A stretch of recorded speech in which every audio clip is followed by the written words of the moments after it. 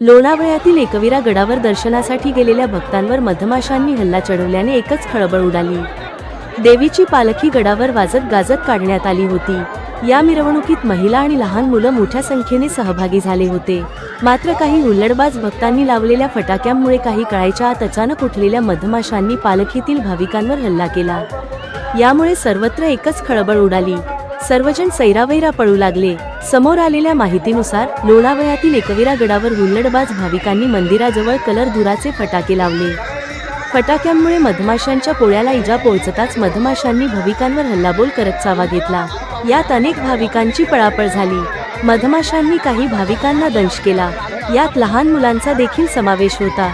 या सर्वांना तातडीने प्राथमिक आरोग्य केंद्रात उपचारासाठी दाखल करण्यात आलं। जखमींवर तातडीने उपचार करून काहींना सोडून दिले, तर ज्यांची प्रकृती गंभीर होती अशांना काही काळ निरीक्षणाखाली ठेवून त्यांनाही घरी सोडण्यात आलं।